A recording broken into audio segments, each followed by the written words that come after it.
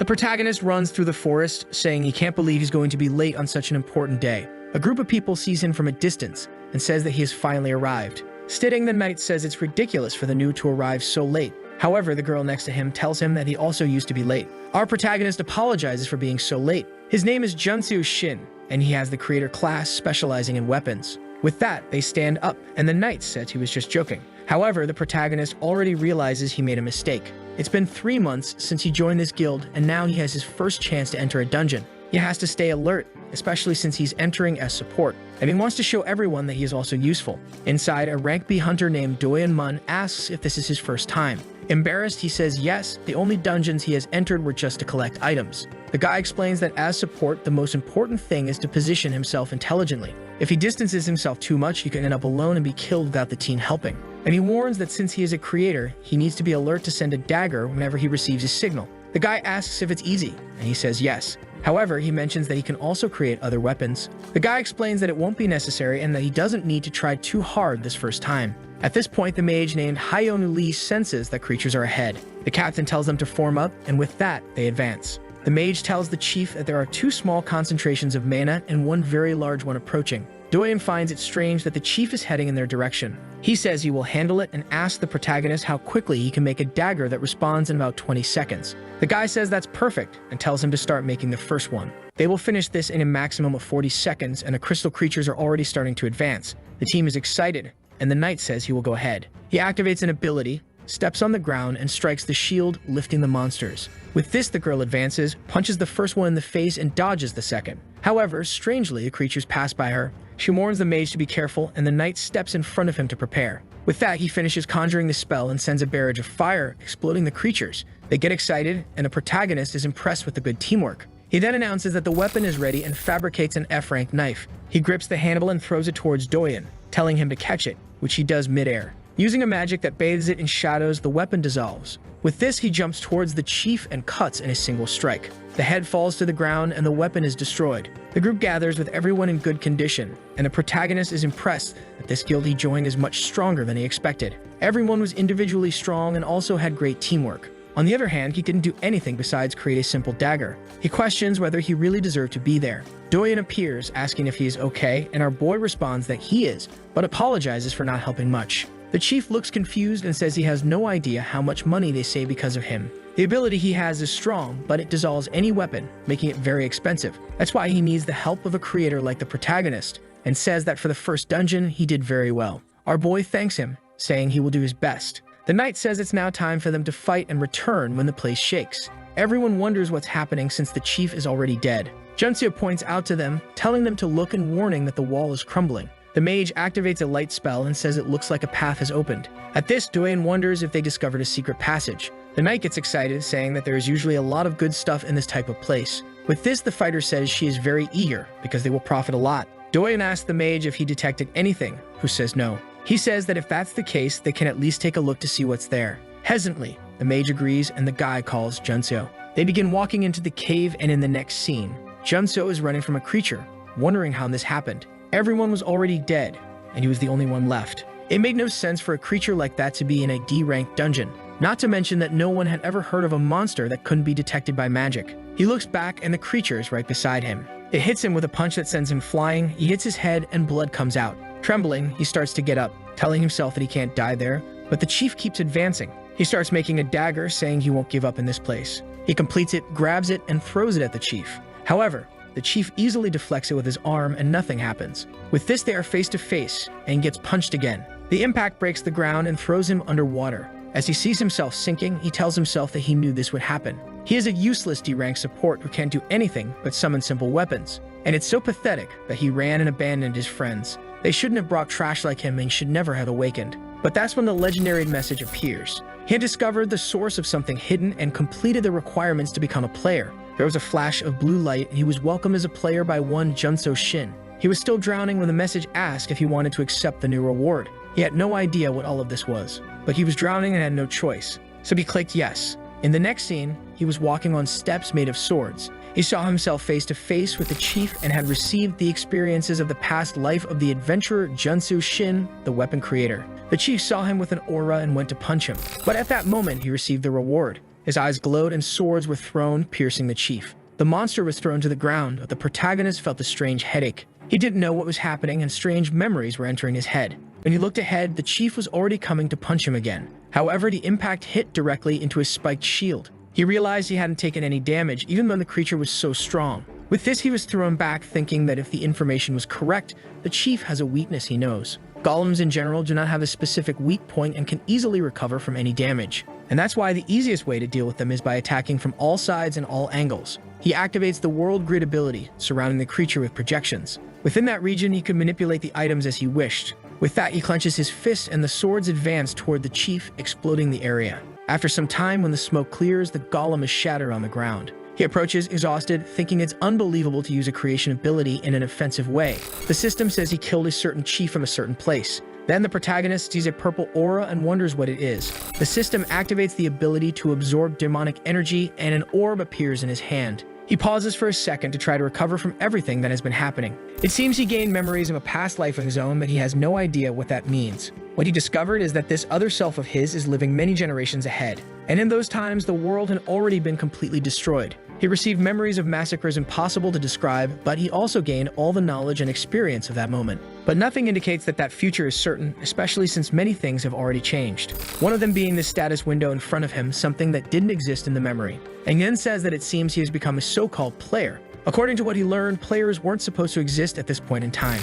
Only in about 2 years were the first supposed to appear. You become a player when you start seeing the hallucination known as the system. This completely changed the world as each player received different rewards from their system. And that's what allowed people to go beyond the power of the Awakened. It was this way that the guild he was in had become one of the strongest since the chief became a player. The protagonist, on the other hand, didn't change much but continued to do his best to help his guild. In his past life, he always thought it would be very convenient to have this, but it's better than he imagined. And one of the biggest differences is that he received a passive ability to absorb demonic energy. He sees that he will have to absorb it to receive a new reward and imagines he knows where to get it. However, now is not the time for that. Looking at the bodies of his teammates, he knows that the first mission is to get them out of there. Meanwhile, at the Hunter Association, a girl looks through the blinds and asks if they are really going to let him go. She says it's strange that 5 people died in the incident and the only survivor is a D-rank support. And the most suspicious thing is that he managed to recover everyone's bodies and didn't just run away. The girl asks the chief for an answer, who then asks if she's suggesting that the D-rank guy killed everyone.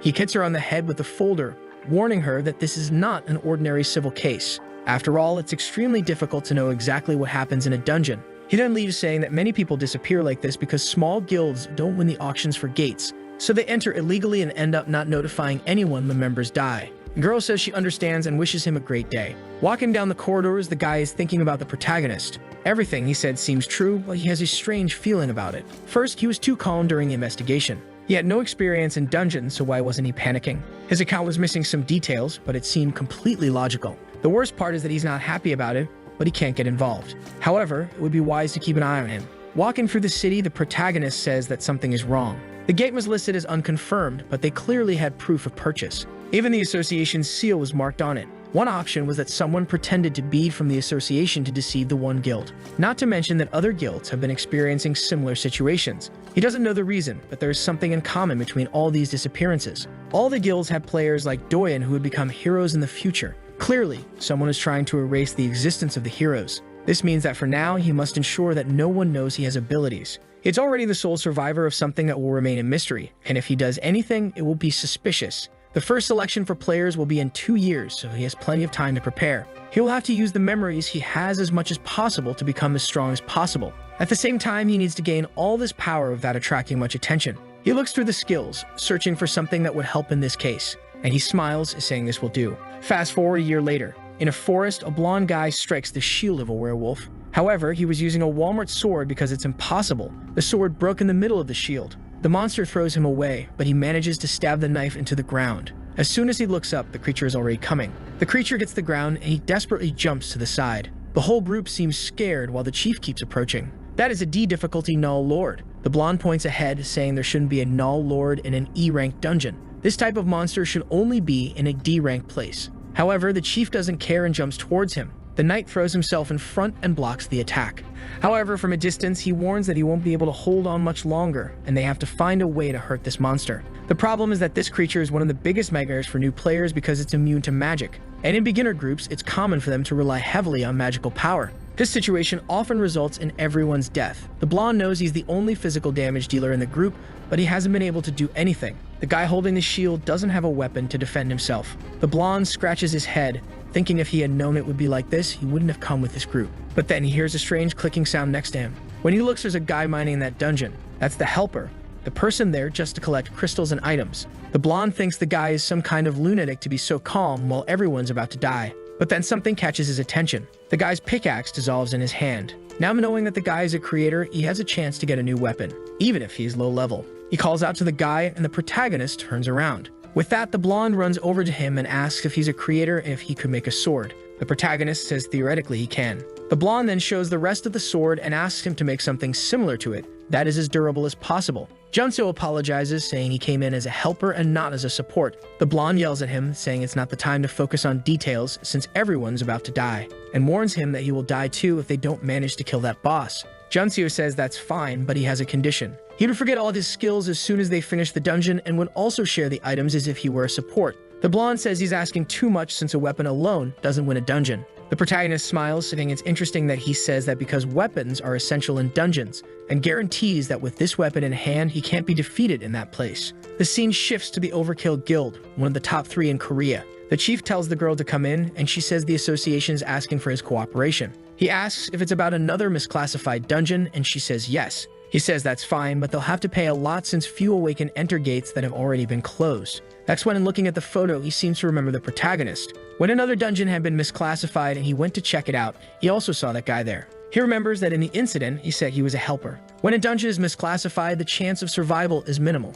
And strangely, in 2 cases when this happened, this guy seemed to be involved. Taehan already knows this is no coincidence. The secretary says that last week a B-rank dungeon was classified as D and the entire group was wiped out. Taehan says the association must be having a huge headache. He remembers the old man from that place and knows that guy's life isn't easy. He says it's fine. They'll make money because of the intervention ability they have. Then he asks about what he had requested.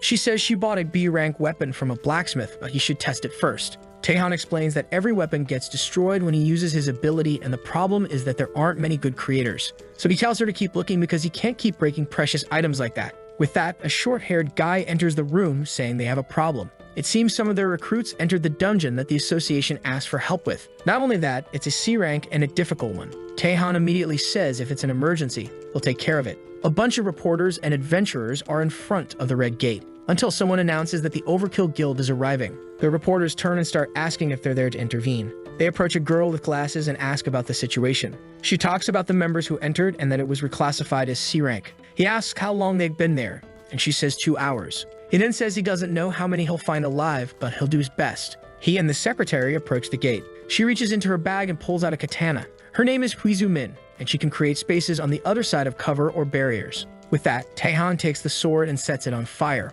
One slash at the portal and the intervention skill is activated. The only problem is that only the person who used the ability can enter the place. That's why she activates his sword before passing it to him. He takes a new sword and she wishes him good luck. Taehan then finds himself inside the dungeon with a bunch of defeated monsters. Seeing the corpses and the humidity, he knows it's a reptilian dungeon. Not seeing any excrement on the ground, he knows the monsters in this place have some intelligence. It's probably a colony of lizardmen with some knowledge. Considering the number he saw defeated, he already imagines the people must be dead. He advances to the room, ready to see the worst scenario. However, when he arrives at the area where the lost group should be, he sees something completely unexpected. A lizardman jumps toward the guy, who easily defends himself. The archer shoots an arrow into the creature's ribs, and the guy has no idea how that group is dominating the lizardmen. After observing for a few seconds, he realizes that the lizardmen are faster and stronger. So what are they doing differently? At that moment, one of the lizardmen strikes the blonde's sword, leaving him defenseless. A monster comes to finish him off from above, and Taehan says he arrived just in time. An explosion happens, and when the smoke clears, a sword has blocked the monster's attack. Taehan wonders who used that ability. Then he sees the protagonist standing there with his hand glowing blue. At this point, he notices he's being watched, and they lock eyes. Someone starts counting the number of members. He realizes there are 8, 9, and next to him there are 10. He says it's strange because he only remembers having 9 people, and Taehan asks what he thinks he's doing. At that moment, a guy is struck and thrown to the ground. The lizardman goes to finish him off, and Taehan leaps into action. The protagonist knows very well who this guy is and notices he even brought a spare weapon. Fire begins to emanate from Taehan's sword, and a burst of flames pushes the adventurer. Taehan tells them to stand back, and they thank him. With that, he is left alone against the lizard men and once again conjures the flame magic, slicing the creature in half. The creature collapses to the ground. At this point, Taehan notices that even though he only used one spell, the weapon is about to break. Then he hears a step, and a creature is advancing toward him. The monster attacks the ground, and Taehan retreats. The protagonist asks if this always happens when he uses an ability. Apparently, he wastes a lot of weapons. Taehan questions if he's looking for a fight. Suddenly, Junso creates a katana and tells him to use it. Taehan is confused. It's not normal for someone to construct such a complex weapon with a simple hand movement. Only an extremely experienced creator can do that. So the question remains, why is he here? Suddenly, Junso says he has one condition for him to use it. Once the dungeon is complete and he leaves, he should forget everything about his abilities. Taehan says there's no way he can force himself to forget, even if he wants to. Junso then says he can go to his bag and break another weapon he brought. Taehan sighs, realizing he has no other option. He promises he will forget everything when it's over. Now our boy smiles and says he can go have fun. The leader charges at that moment. One of the lizardmen comes towards him and he activates the flame ability on his sword again. However, with a direct cut against the creature, the monster's weapon shatters. He finds it strange because all he tried to do was block the attack. This would only be possible if the weapon itself were extremely powerful. He already knows that somehow the boy made something above B rank with a simple movement. Once again, another lizardman is about to strike. But now Taehan gets excited. He wants to use all this power and see how good this weapon is. He faces one of the lizardmen and activates an explosion of flames. At the same time, he goes to its back and stabs it in the neck. The monster falls dead and he notices the blade is still intact. Meanwhile, the people in the dungeon are thanking him for saving everyone's lives. The leader says it's great to see no one got hurt. They explain that they were struggling until the boy there started making some weapons. He just observes, approaches our boy, and asks his name. Junso questions why he wants to know since he's just a helper. Taehan says his own name and says it's better to communicate that way. With that, Junso looks back and introduces himself. He tells the guy in the group that he placed all the mana crystals at the entrance. Then Taehan asks him to wait and asks why they don't go together to the boss room. Our boy says he's there just as a helper. The leader agrees but warns that no one will be able to leave until the boss is defeated. The protagonist says he can handle it, but the leader says the weapons are already breaking. However, Junso says he already made him a sword that won't break. Taehan responds that this is a misclassified dungeon, so you never know what might happen. Even in the boss room, there could be something completely different, so he needs to be cautious. The protagonist sighs, saying he understands and goes along. They arrive in a huge room, and on a throne, the Lizard King is sitting with a creature. With that, the guy comments that he will finish it as quickly as possible, because this sword will break if he keeps stalling. Our boy is already getting angry at him for doubting his weapon, and says if he really doesn't believe it, he can test it as much as he wants. With that, the Lizard King points the blade, and the creature lunges at them both. They both dodge, and Taehan goes after the beast. However, the creature strikes in midair, and he can't get close. Once again, he defends himself and creates a circle of fire, preparing to advance again. But this time, the Lizard King approaches and collides with him midair. Once again, he is sent to the ground, and the boss activates a flame ability on his lizard. Suddenly, a shield appears in front of Taehan. Obviously, it was our boy's doing. He takes the hit from the lizards, still being thrown. The boy doesn't get tired of taking hits. He even teases the protagonist, saying he thought he was a weapon creator. Our boy asks if he's ever been hit in the head with a shield to see how much it hurts. The guy laughs but warns that when they get out of there, he will have a lot of questions. He flies for the boss again, who this time sends an attack with a chain. He defends himself with the blade, but the boss's chain wraps around his sword, and he pulls. With that, Taehan is thrown towards the lizardman. The protagonist stretches out his hand and tells him to take this seriously. He dissolves the guy's sword and reconstitutes a new one. This way, he is no longer trapped by the chains and easily slashes the monster's mouth. The Lizard King has no idea what happened, and at the same time, Taehan throws his sword like a spear.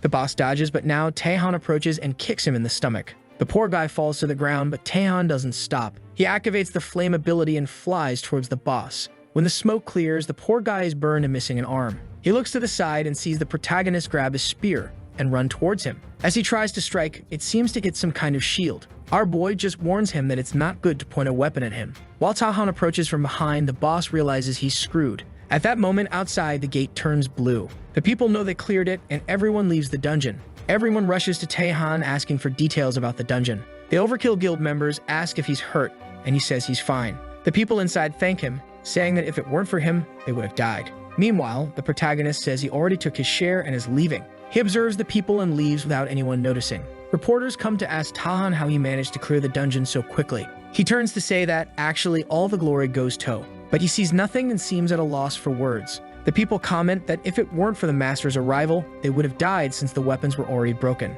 He runs to the guy and asks what he's talking about. Doesn't he remember the guy who was creating weapons for everyone? The guy looks confused, asking about the weapon creator. He looks at the girl next to him and asks if she saw the guy who was helping to create weapons, and she says no. Taehan turns to the others and asks if they saw the guy creating weapons, and they also say no. The only thing the boy had done was gather a bunch of bags with mana crystals. Taehan has no idea what happened because he remembers everything very clearly. One of the memories that comes to mind is the protagonist saying that he should forget everything about his abilities. With this, he imagines that the protagonist must have used a creator ability that can impose restrictions. The problem is that this is something for high-level people, so how is he able to do it? At this moment, the other Overkill members ask if he's having a problem. He throws the bag into the guy's lap and runs off. They're confused as Taehan looks around, wondering where that boy is. What he doesn't know is that he's hiding right behind the little wall there. The guild members approach and ask what's going on. He tells Huizu that he needs her to find someone immediately. Now it's our boy who can't be found. A while later, she informs him that she's located him. It seems he entered a D-rank dungeon with 4 other people at 1 p.m. He's happy the boy isn't too far away, and she questions why he seems so interested in a D-rank creator. Taehan becomes thoughtful. Of course, anyone looking at the boy's record would think he's really D-rank. But the existence of the ability to create contracts and rentals proves something very different. The A-rank rental ability forces someone to fulfill a predetermined condition to receive an item. This is an ability that many creators use to make a lot of money, but apparently the boy was using it to hide his identity. What's even stranger is that with the creator ability the boy has, he would be at least on the same level as Taehan. The only thing he can do now is ask in person. Clenching his fist, he says he's never felt such a sensation when holding his sword. In fact, he's more impressed with being able to use all his power without worrying about the weapon being destroyed. He's met many extremely skilled blacksmiths, but as soon as he activated his ability and struck any creature, the sword shattered. The blacksmith was devastated by this guy destroying their masterpieces. No one could meet his expectations, and the problem is that creators can only produce standardized weapons. However, that guy's sword had a design and performance beyond expectations. With Junso's weapons, he might be able to use an ability that no weapon has withstood so far. He knows it would take at least 5 hours to clear a D-rank gate. He stands up and the girl says he has a meeting with the master of the Hayama Guild, but he tells her to cancel it because they can't lose the boy. Meanwhile, at the gate, an orc takes a slash to the stomach. The knight is shocked, wondering how it's possible that the helper created this sword. He managed to kill the boss without even using much mana. Our boy, as always, is calmly in the corner. However, the guy is all excited, saying he's never had such an incredible sword. He turns to the protagonist and thanks him. With that, everyone is already saying it would be great to invite him to the guild. It would be the biggest waste to leave this boy just as a helper. Observing them, the protagonist thinks he used more mana than he expected. He wouldn't have to worry so much if he still had the mana he felt that day. When he faced the golem, he felt an immense kind of energy. However, since then, he has never been able to reproduce that same sensation. Now he has access to a small amount of mana similar to what he had before. At least it's enough to create some weapons and some pickaxes. From the memories, he learned that creation is a primary ability. It has a simple principle that the more mana you put in, the better the item is. However, there is a way to increase a weapon's power without needing more mana. This is with enough knowledge to know exactly how it is forged. The better your knowledge, the better the quality and the less mana required. As soon as he discovered that this was a concept of his ability, he started practicing every day with a blacksmith to quickly learn what was necessary. He has no idea how strong a weapon he created with all his mana would be. However, even his pickaxes were much stronger. He has to keep using the rental ability all the time, so he needs to accumulate as many crystals as possible. Not to mention that the mana items he would need to buy are extremely expensive. The only thing he can afford to buy are mana potions that are distributed to everyone. At least he has to be thankful that people still invite him to missions despite being D-rank.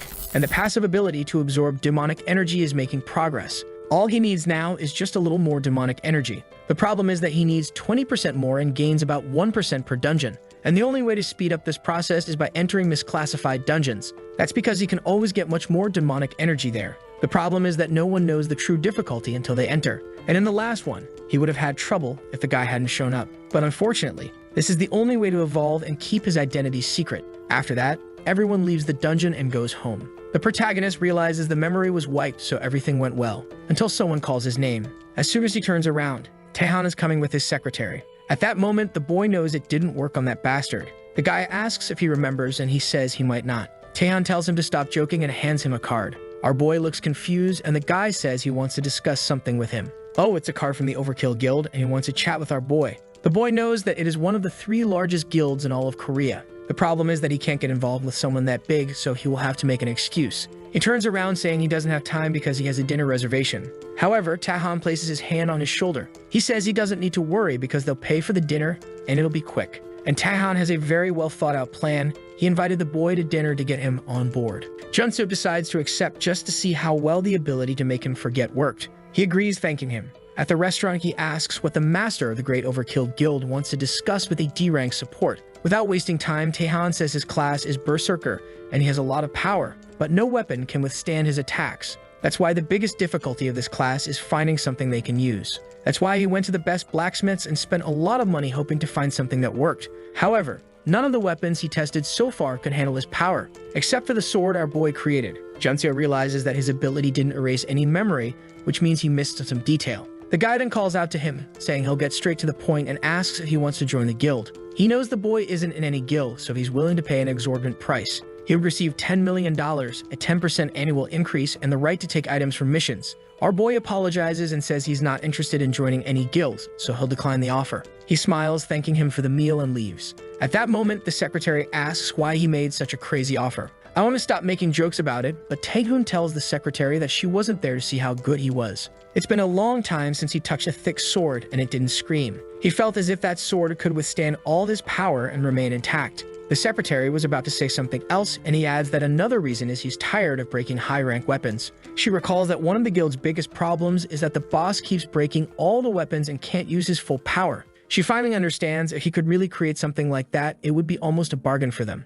However, she reminds him that no one has ever created something like that, not even the best in the industry. She asks if he's sure, and he says yes. He's willing to offer whatever the boy wants as long as he works for them. Outside, our boy thinks it was a shame to refuse such a good offer. Having the help of a guild like Overkill would be great, but the time hasn't come yet. However, it's okay because it's just a matter of time and a guy will come back. Elsewhere, a bunch of goblins are defeated on the ground and a guy is cut down. The knight asks who he is. The man pulling out the sword says it's impressive since most people would be begging for their lives now. He's a blue-haired guy who says that's someone who has the potential to become a hero. The boy asks who he is and why he killed everyone. Is he trying to steal the items? The guy says he's going to die soon, so he doesn't need to know. He just tells him to come at him or he'll die standing still. The boy knows it won't be easy, and the worst part is that there's no way out of that place. He runs towards the guy, but he easily defends himself. Even with a series of attacks, nothing happens. Then, with one move, his sword goes flying. When he looks up, he gets kicked in the stomach and thrown against the wall. It seems the sword flew away with an arm, and the boy is being called a disappointment,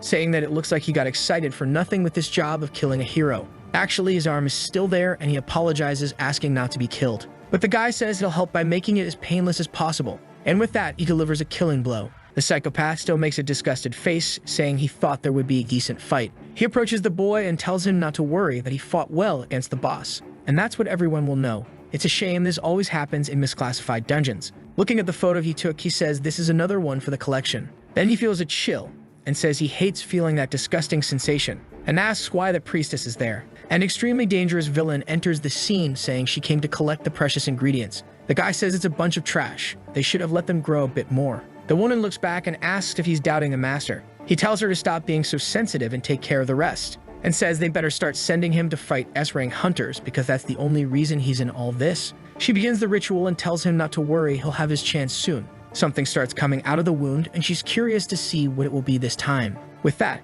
a hand comes out of the wound, and she says it seems to be what she thought. The master was right, and a monster is in front of her. Meanwhile, in front of another gate, the protagonist arrives and a guy says he finally showed up. Clearly, it's the guy from the Overkill Guild, and our boy asks what he's doing there. The guy says he's flattered to be recognized like that, and our boy says it's obvious, since he's the only one carrying weapons back and forth. Taehan then says he's there to clear the dungeon, and the protagonist asks what he's doing in a D-rank one. He says he's completing it for a guildmate who got sick. With that, the rest of the team calls them to hurry up. Our boy has no choice but to enter this dungeon. The problem is that this forces him to change his plans. Everyone enters, and Taeyeon asks our boy why he doesn't want to join the guild. Taeyeon asks if he heard about the C-rank gate that was auctioned off this morning, and he says yes. The other two in front comment that the guild won the bid on the first try. The protagonist wonders if these guys found something. At this moment, Taeyeon asks if he's interested in buying gates. He says if he joins the guild, he could easily buy anything above B rank, because being in the Overkill Guild obviously has many advantages.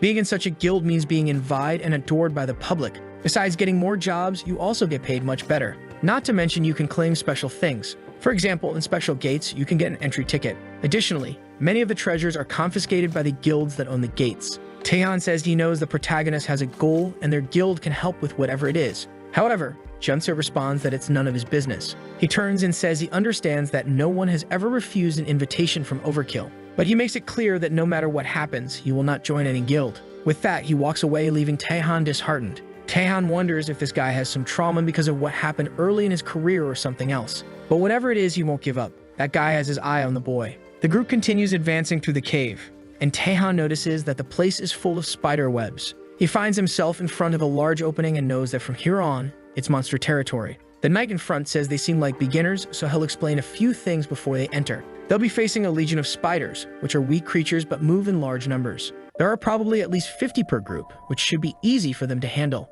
Their teeth have paralyzing acid, so make sure you don't get bitten. Taehan warns that the spider group is approaching and tells our boy to be careful. However, he responds that he's just a helper and tells him to focus on the battle. The guy doesn't stop pestering him, saying it's basic for a combatant to protect the supports and healers of the team. The protagonist was about to say that no one follows those rules when someone shouts that the creatures are coming. From the ceiling, the legion approaches and the boy, trembling, starts telling himself to calm down. All he has to do is kill those creatures like he trained. A common spider has an E rank difficulty, but a legion automatically raises it to D rank. The group prepares and the spiders jump at them. A step to the side and a slash down the middle takes out the first one. The guy raises his shield and knocks a bunch away. The mage takes the opportunity to use an area lightning ability, electrocuting everyone. Taehan thinks it's not bad for a group of B-rank hunters, and he won't even need to help. But then Junso says that the number of spiders coming doesn't look like just 50. There's already one on Taehan's face who activates the flame on his sword and cuts down a bunch. His luck is that even with weak spells, he can kill the spiders so his sword won't break.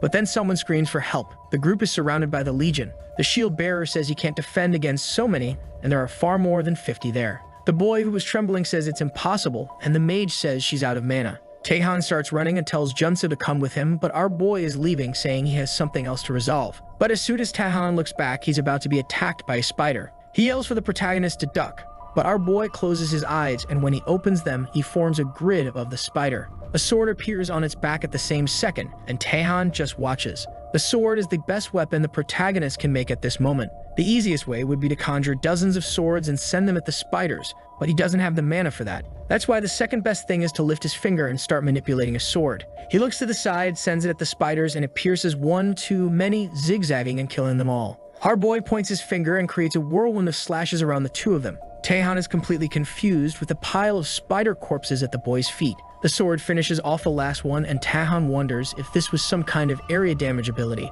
The strange thing is that the battle didn't last 10 seconds, and he wiped out a legion in that time. He just can't understand how he used materialization for the fight, or worse, that any support could do that. Our boy points to the side and asks if he's going to help those guys because they seem to be in trouble. When Taehan sees the poor adventurers are surrounded and almost dead, he tells the protagonist that he's going to have a chat with him when this is over. He says whatever and just asks him to say he also killed those things because no one will believe it was him. The guy looks, ignores him, and goes after the monsters. A while later, people are thanking him for saving their lives. And the knight says he was surprised because he looked a lot like the leader of Overkill, but he had no idea it was him. He apologizes for not telling them and says he's there on an investigation. The girl says he doesn't need to say that because they would have died if it weren't for him. And the girl blushes, saying he was so cool killing the monsters and asks for a photo. However, someone calls for them. It's the protagonist and another guy from the group who went mining. The guy says there aren't many other creatures in the area, but there's a passage in the way and he thinks it goes deeper. The knight says he thinks it's better for them to go back because it's getting dangerous. Clearly, the number of spiders and the layout of that dungeon don't match the information the scout provided. Dungeon is nothing more than a term for locations where various monsters from another world appear. Before the whole ecosystem of hunters was developed, many people needed information about the dungeons. It was too risky for someone to enter a dungeon without knowing what was there. And that's what created the scouts, people with abilities to move stealthily and detect threats. The emergence of this profession drastically increased the survival rate in dungeons. The knight says that considering all this dungeon must be one that was misclassified. The guy hesitates for a second and says they should continue since Taehan is there. The guy says he understands but can't put everyone at risk just because Taehan is there. The guy insists and the girl says it's a perfect chance. But their leader asks if this dungeon is more important than everyone's lives. They get scared until Taehan says he doesn't mind. He's there to investigate, but he's still a member of the group, so if they want to continue, it's fine. With that, the protagonist agrees and the guy thanks him, saying having his help will be great. He then asks Taehan to be the leader, but he says he doesn't mind. He can continue leading. The guy says he understands and says they will continue and asks everyone to follow. They continue entering the cave until they find themselves in front of a giant door. I've seen this story of a giant door before, guys. He warns that they are about to enter the boss room, so he will give a brief explanation. The boss of that dungeon is the Queen Spider of the Legion of higher difficulty. She doesn't have many combat abilities and is easy to deal with. However, all this is old information, so they don't know what's on the other side of the door. Clearly, your information is messed up, my boy. But that's okay. He says they will charge in and opens the door. At that moment, they find themselves in a sort of cavern, and Taehan can't sense any movement. What's even stranger is that he can't feel absolutely anything. The guy tells them to prepare. The boss has arrived along with the other spiders. They see the creature and are relieved because it doesn't seem to have changed. With that, she conjures an electric circle and sends it towards the creature. She gets all excited that she hit it, but then something changes. The boss spider is actually already dead. The guy is confused. He's never heard of a boss being dead when they arrive. That's when he asks what that is. A giant leg strikes the boss's body. The monster roars, revealing an interaction, a B+ ranked boss. She smiles at them, and the group is already terrified. She launches an attack, but Taehan steps in front and defends the group. Now they're in trouble. He wasn't expecting to see a monster above B rank in this place. Any simple attack from him won't do anything, but the weapons also won't last a single blow. He needs to end this in one move, and he jumps and strikes the belly, but the entire sword shatters. He manages to make a small scratch, but the spider comes to hit him. At that moment, something appears and blocks the attack. It's a sword from Junso, who says that one is just a temporary fix. He'll make a decent one soon. The protagonist thinks that even with a misclassification, the boss of this place should have been the C-rank Spider Lord. They're very lucky Taehan is there, even for him, it wouldn't be easy. Killing a B-rank creature is completely different. The monster keeps attacking and Taehan keeps defending. A B+ rank boss can easily fight an A-rank hunter. The problem is he knows about Arachne's special ability, so Taehan will need help. Junseo tells the team to start moving because the spider is no longer targeting them. Scared, the guy asks what he means by that. They start questioning why he registered as a helper if he has all these abilities. He looks back and says that before resolving that, they have other things to take care of. He stretches out his hand and starts summoning a sword, a staff, and a shield for the team. He says they can choose to take the weapon, clear the dungeon, or run outside, but he hopes they make a good decision. With that, the spiders are cut down. The guy is impressed with the sword. It's by far the best weapon he's ever used. It's almost like cutting through paper and the monsters become easy. The mage raises the staff and unleashes an electric spell. Everyone immediately notices that her power has increased dozens of times. They can't understand how these weapons can be so strong or he made them out of nowhere. And now everyone wants to know who he is. Taehan is struggling to hold back a B-rank creature. She keeps screaming and jumps at him. With that, he says to himself that he will have to end this as quickly as possible. He lunges at her and the spider comes for the attack. At that moment, he slashes and she falls to the ground. Taehan observes that the sword is still intact, but strangely, a bunch of spiders starts descending. The group wonders why there are so many creatures alive if they already cleared the area. Taehan tells everyone to fall back, thinking there will be trouble if she uses that special ability. Arachne can sacrifice other spiders to heal herself. That means he won't be able to defeat her until all the smaller ones are eliminated. Once again, he activates the power on his sword, saying he will have to cut everything at once. However, at that moment, the sword cracks. Taehan says that's quite impressive. He didn't have mana when he made that sword, but it's incredible that he managed to break it. He then summons a large sword and tells him to use that, explaining that he knows the guy likes one-handed swords, but this is the most durable one he can create. The moment he grabbed the sword, he knew he would have enough strength to kill all the spiders. He said it was strange to use a two-handed sword, but it would do for now. He activated Berserker and charged at the boss. The poor thing couldn't do anything and Taehan just passed by its back. Junseo was just observing that this was the unique ability of Berserkers, and he's sure Taehan could never use it at full strength. That's because it's a class that loses control of itself in exchange for absolute power. That's why they always prefer not to risk destroying the weapon by using all their strength. With that, Taehan releases an explosion and relaxes a bit. He needed to dissipate all the energy or he would go into full Berserker mode. He's even trembling in the thought that this is the second time he's managed to use that ability. Apparently, he was wrong about the boy. In fact, the powers he has are something no one has ever seen. He will probably become the global sensation once people find out. They're just standing there observing the corpse. And Junseo is just looking at the demonic energy, which is much more than any other dungeon he's seen. He asks Taehan if he can feel anything from the monstrous corpse. The guy responds that no, it's definitely dead and there are no other spiders to revive it. And that makes Junseo realize that even high-level hunters can't sense this energy. He approaches and activates the demonic energy absorption. Finally, he's filled the bar and now gains the ability to create demonic weapons. After a demonic weapon is created, it is saved in memory, and he can materialize it without spending more demonic energy. Unfortunately, our boy has no memory of this type of item. He'd hoped to receive something related to mana, but it seems this will be it for now. At least the bar is still there, so he will be able to receive more rewards. Not to mention that air action also filled half of this bar. At that moment, Taehan calls for our boy and says he wants to talk about something. He asks what it is this time, and the guy says he wants to apologize, explaining that he insisted too much on him joining the guild even after he had already said he didn't want to. The protagonist says that's kind of unexpected, and the knight beside him wonders if he's seeing right. The legendary Taehan is apologizing to a D-rank boy. Or maybe he doesn't know, but this guy might be a hidden master of the guild. Someone calls for them, and when they turn around, the friends say that finally all the monsters are gone. They comment on how the weapons are incredible and cut through anything with no effort. The mage was about to talk about how impressive the staff was when the knight approached and said they should leave this dungeon and contact the association. They found it strange and said they had to thank the two there as well. However, he just kept pushing, saying they should get out of that scary place as soon as possible. All the knight wanted was to avoid getting involved in the affairs of these high-level guilds,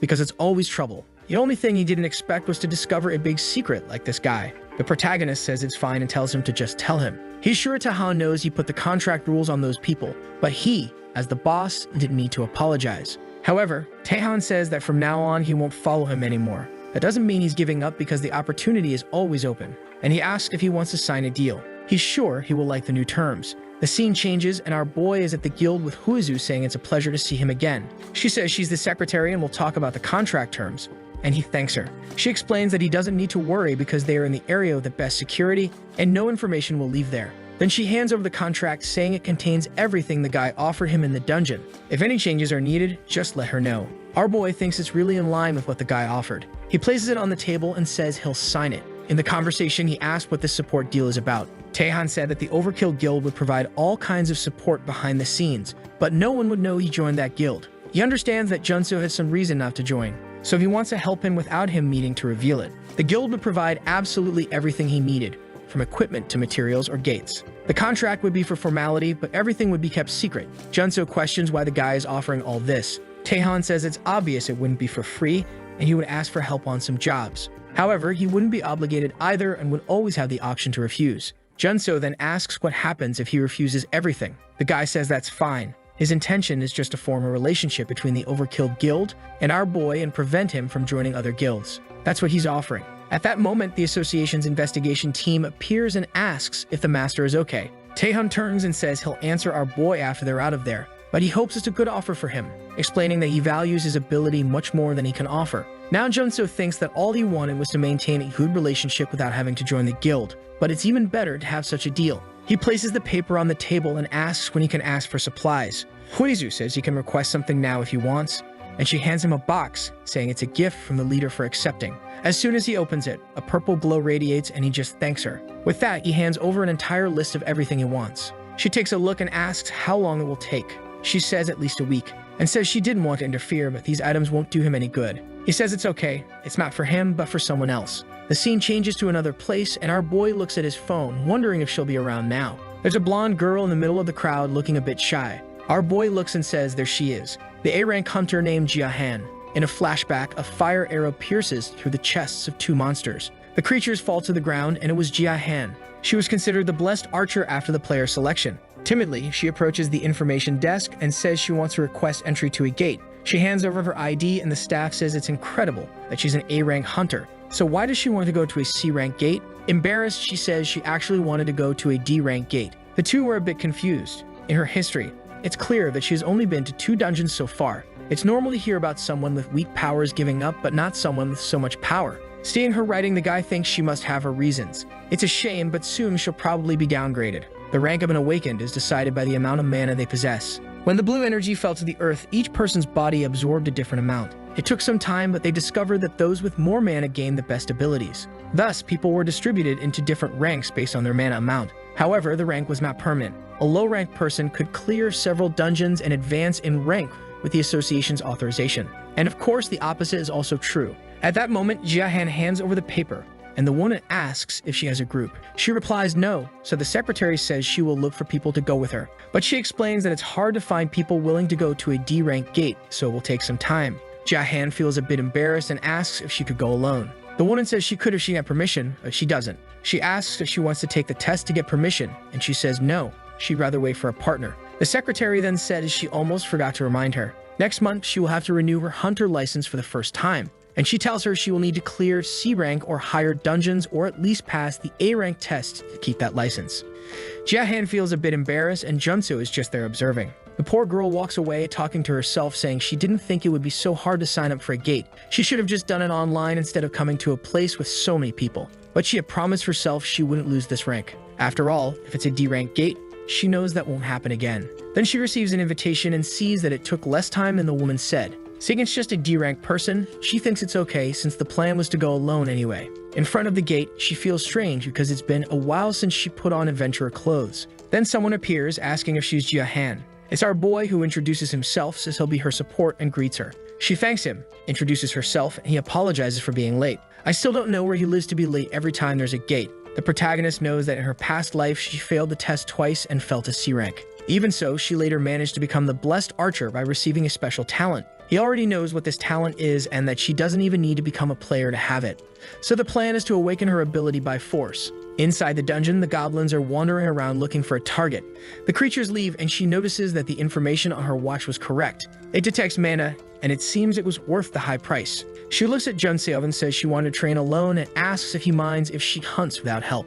He says it's okay, and she doesn't need to worry. Just let him know if she needs some arrows and he'll make them for her. With that, she thanks him and stands up aiming. She shoots an arrow. I think she missed, man. The arrow just evaporated a goblin's head. The green creatures turn to try to shoot back, but she fires another cannon and evaporates them. To Junseo, the natural strength of her attacks is much higher than most A-rank hunters. The problem is she can't always be precise. That explains it. Her best record is hitting 3 targets with 3 arrows. With that, she concentrates, saying she'll finish this with 2 more. But she gets startled when the goblin blows a horn. Immediately, a legion comes and her watch starts shaking. The poor girl is surrounded and now has no idea where to shoot. A goblin is already coming from behind until a legion of swords appears around her. Our boy, all calm, says it looks like she needed help. She's confused and asks if he's not a D-rank creator, and he confirms. With that, he says she needs to shoot an arrow in that direction. It has to be the strongest attack she can muster. She says okay, while wondering what this crazy guy is thinking. With that, the shot goes into the forest and she asks what they're going to do.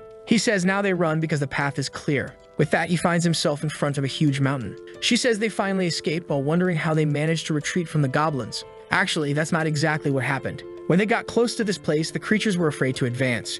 She can't quite process it because everything happened at once. But why was that guy so calm about it? She wanted to leave, so she said it was better to give up and go back. However, Junseo said that was an option. The goblins were very alert and wouldn't leave that area for a long time. Since he had knocked down the help signal, they would have to wait for all the creatures to disappear. She asked how long that would take, and he said many hours, maybe the whole afternoon. With that, she was scared and asked why it would take so long. But actually, that was a lie. The goblins would leave in about 30 minutes at most because they are not systematic hunters. This is just an excuse from Junseo because he needs to get her into that cave somehow. If he just said that was the plan, she would run away, saying she was scared. She apologizes, saying it's all her fault because if she had killed the goblins, none of this would have happened. Trembling, she says to herself that she's getting in the way even in a D-rank dungeon. When she was about to start crying, he told her to wake up and said that since they had plenty of time, he would ask for a favor. She was confused, but he said he would explain every detail. With that, they entered the cave, and she questioned if he really needed her help. Even though she was an A rank, she had no experience and only did everything he commanded. The place they were in was actually a training dungeon, Elite, a place that has elite monsters but no bosses. He explained that he needed to kill a creature in this place, but no one trusted him, and she was the first person who agreed to join the group. The protagonist was doing all this to see if she had a reaction. She hesitated for a second and said that if he was really okay with someone like her, then she would help. Remembering that when she was in danger, he also helped. And she also knew very well what it was like to be rejected by all the groups. That's when her watch started beeping and a giant foot stepped in front of her. She was trembling, but Junseo was calm, pointing the flashlight at an elite monster. She told him to step back while thinking that even though it was elite, it was only D rank. If she could land a precise arrow, it would surely be enough. An attack went straight to the monster's head, but it used its club to block. She realized she would have to use her maximum power and conjured another attack. However, her mana started to dissipate, and she realized she was trembling a lot. At that moment, when she looked ahead, the goblin was coming. Junseo grabbed her by the collar and threw her back.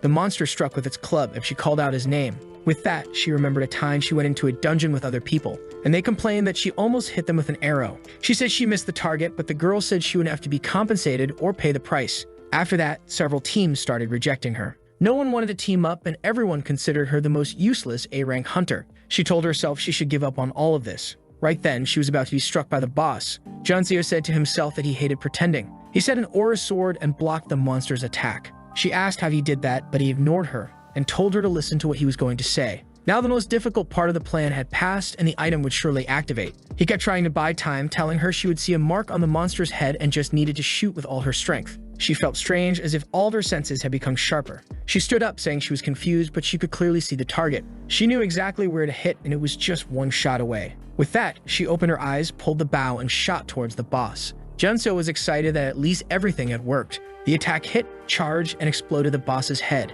Seeing that made him think it was all worth it. With that, the boss's body fell to the ground and the creature was full of holes. Jahan was exhausted and he said she must have felt strange. However, he needed that extreme sensation to amplify her senses. That was the only way for her to understand her potential. Jahan asked who he was and how he knew all these things would happen and what he meant by potential. Our boy said there was no need for all that and they had plenty of time. But she just told him to stop stalling and answer quickly. Suddenly, she started trembling and was about to faint. In the next scene, he was carrying her on his back. It had indeed been a lot of work to get an ally, but at least he managed it. A like on this video. Once outside, she apologizes, saying she wasn't feeling like herself. She explains that she didn't know how to act around someone she doesn't know and apologizes again for suspecting the protagonist. Junseo, feeling a bit awkward, says it's all okay. While she's being all cute, he reassures her that it's not a problem, especially since they managed to hunt and kill the boss. He then asks to take a look at the necklace he had given her earlier. She reaches into her pocket asking for a second, and then hands it to our boy. He sees that the crystal has lost a lot of its color, indicating it was definitely used.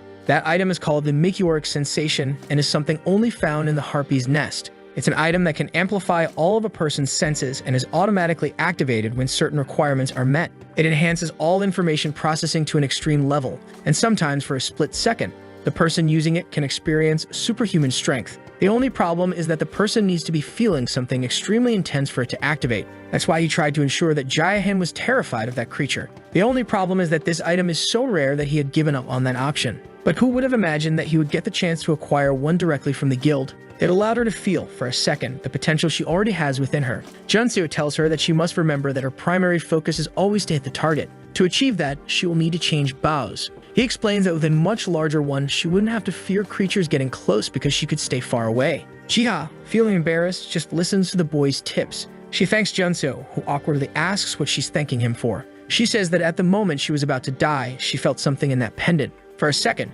she found the confidence that she could hit any target, and her eyes became sharper than ever. At that moment, she saw a mark on the monster. Awkwardly fidgeting with her fingers, she says that although she is rank A, she's actually more of a rank D. But even being so incapable, she realized in that short time that Junseo did everything to help her. She's struggling to say something but can't. He tells her she doesn't need to force herself because he's going to give her his number, so if she wants, she can just get in touch. Hearing this, she relaxes a bit and says that's exactly what she wanted. However, when Junseo grabs his phone, something catches his attention. Taehun had said something urgent came up and asked him to get in touch. Meanwhile, at the Hunter Association, Taehun was talking to someone saying they needed to talk after a meeting. Obviously, it was Junseo who agreed and thanked him for the item. Taehun said it was good the item was useful and mentioned that he would need his help soon. At that moment, someone knocked on the door. It was Kuzu, who said the leader of the Hunter Association wanted to speak with him. On the way, she mentioned that this was unusual since that guy normally sends requests.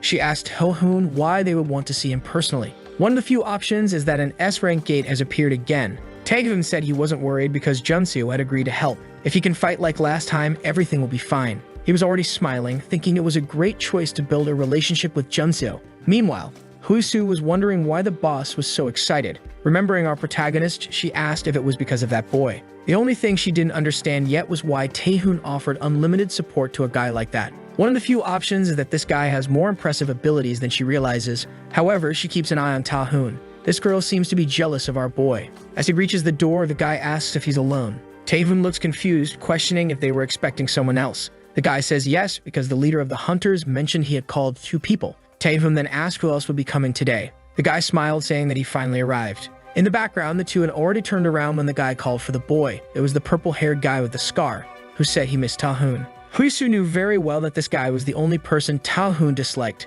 He got right in Taehun's face and said he missed him, joking around about standing in front of the great genius of the Overkill Guild. However, Taehun just put his hand on his shoulder and said he didn't have time for childish provocations. The guy mentioned that he knew Taehun had been very busy visiting all the low-ranked dungeons lately. Huisu asked what he was talking about. The guy said that Taehun had been hunting only in weak dungeons and got lucky that one was misclassified, or else his reputation would have been ruined. Hwaisu wanted to respond, but Taehun just said it wasn't worth it. Then the guy at the door informed them that the leader was waiting. He went in and asked the boss if he could let them in. I thought it would be some super buff hunter, but it was just an old man saying these people never change. He immediately informed them that an unconfirmed gate appeared 3 days ago. Taehun questioned if something was misclassified. The president said, unfortunately, they had no idea since they couldn't measure the mana of the place. The purple-haired guy looked very confused, and Taehun found it very strange because he had never heard of a gate where you couldn't measure the mana. Gates are usually classified using 2 methods. In the first, you look at the amount of mana, which indicates the type of monsters there.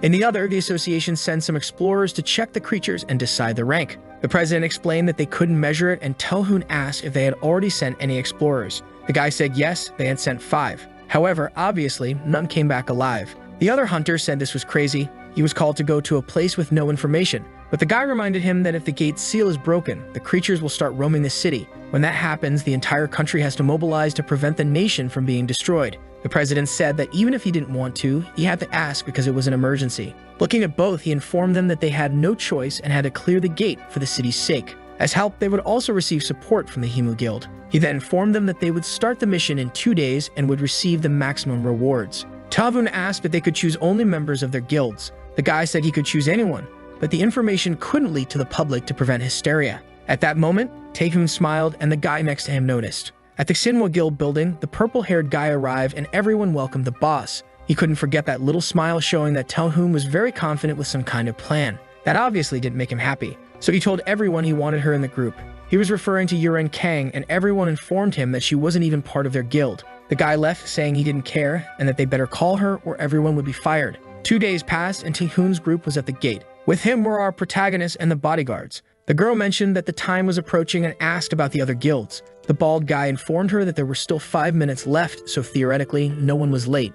She pulled out her weapon, saying that maybe with holes in their heads, they would think faster. But the guy punched her head, reminding her that here, they were all allies. Taehun then turned to the protagonist and thanked him for accepting the request. Junseo said that he helped him, so now he had to return the favor. But the truth is that 5 days ago, a dungeon window appeared for him. He knows that this type of mission was extremely rare even in his past life. He wonders why he is receiving a mission when other players haven't even been selected yet. The only thing he knows is that this type of secret quest gives a bunch of legendary rewards. And obviously, by coincidence, it was at this gate that Taehun called him. So Taehun calls the protagonist over and warns him that he will apologize in advance for someone's behavior.